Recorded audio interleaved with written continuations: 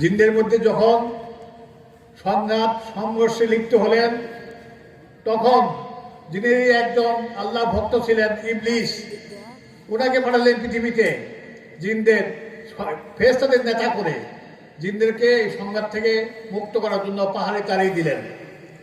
তারপর জিন সৃষ্টির পরে আল্লাহ তাআলা আদম সৃষ্টি করলেন।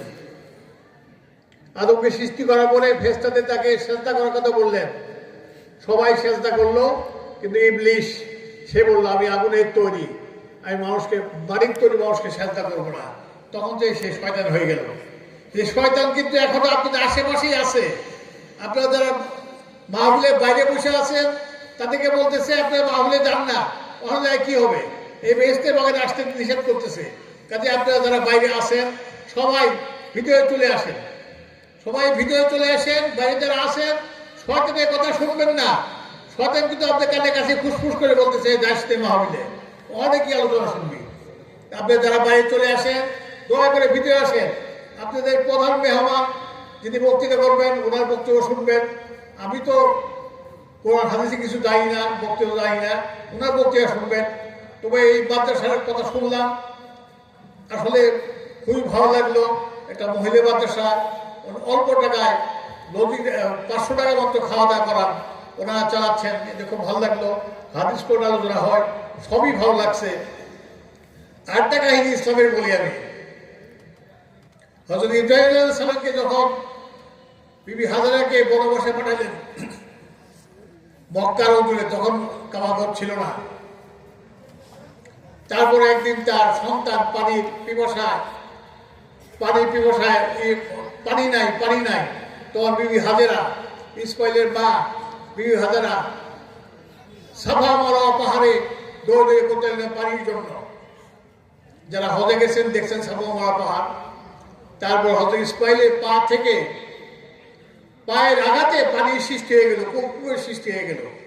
আল্লাহ যে আছেন, আল্লাহ যে মহান, সেই পানি আবার লক্ষ লক্ষ হাতি যায় হজ করতে, লক্ষ লক্ষ হাতি পানি পান করতে শেষ করতে পারি না। আল্লাহর যে কুদরত কি বলা মুশকিল। আমি বেশি বক্তব্য করবো না। উনি আপনার হাদিস কোন আলোচনা করবেন। আমি আপনার এই সন্তান, যারা বয়োজ্যেষ্ঠ তারা আমাকে চিনেন, আমার বাবাকে চিনতেন। আপনাদের ভোটে উনি দুইবার নির্বাচন হয়েছিলেন। 1970 সনে একবার, 1978 সনে একবার, 2বার এমপি হয়েছিলেন। কিন্তু ওনার দুর্ভাগ্য, প্রথমবার হওয়ার পরে মাত্র 1 বছর ছিলেন। আমরা ভারতে যে মুক্তিযুদ্ধে স্বাধীন করেছি, দেশ স্বাধীনের পরে 1 বছর ছিলেন। 78 নির্বাচন হয়ে মাত্র 1 বছরের মতো ছিলেন। উনি আপনাদের সেবা করতে পারেন নাই, উনি আপনাদের কিছু করতে পারেন নাই। আমি তারই সন্তান। সামনে নির্বাচন আসছে, তো আমি যেন আপনাদের সেবা করতে পারি, আমি অবসরপ্রাপ্ত এখন, সেই দোয়া আমার জন্য করবেন। আমি মাদ্রাসার যতটুকু পারি সাহায্য করবো, সবার সামনে বললাম না, আর পক্ষে সাহায্য করবো। আপনারা বক্তব্য শুনেন, উনি প্রধান বক্তা বক্তব্য শুনবেন। আমি আমার বক্তব্য শেষ করছি। আসসালামু আলাইকুম। আমার বাবার নাম করিমুজ্জামান তালুকদার। উনি 70 সনে এমএলএ হয়েছিলেন। তখন মাদারগঞ্জ, মেলান্দ, শস্যবাড়ি এবং ইসলামপুর শহর 4 থানা মিলে। তারপরে আমরা মুক্তিযুদ্ধে অংশগ্রহণ করছি। আমাদের মাদারগঞ্জ থেকে একটাই মুসলিম পরিবার সব ইন্ডিয়া ছিলাম 1 বছর 9 মাসের মতো। আমরা অনেক কষ্ট করছি যুদ্ধের সময়। তারপরে করতে সময় উনি আর যে রাজনৈতিক কারণে উনি এমপি হন নাই। পরে 78 সনে আরেকবার এমপি হয়েছিলেন। তারপর তো উনি 1 বছরের মতো ছিলেন। এই মেলান্দ যে রাস্তাটা দেখতেছেন, মেলান্দ জামালপুর রাস্তাটা, ওনার সময় 1969 সনে ওনার সময় এই রাস্তাটা প্রথম ইটের রাস্তা হয়, ইটের রাস্তা হয়, পরে পাকা হয় এবং জামালপুর জেলা হয়েছে। ওনার তদবিরে এই জামালপুর জেলা হয়েছে তখন 1969 সনে, জামালপুর জেলা 1979 সনে জামালপুর জেলা, ওনার তদবিরে জামালপুর জেলা হয়েছে। যে আপনাদের কাছে আর বেশি বলবো না, আমার জন্য দোয়া করবেন। আমি এগুলো বক্তব্য শেষ করছি। আসসালামু আলাইকুম।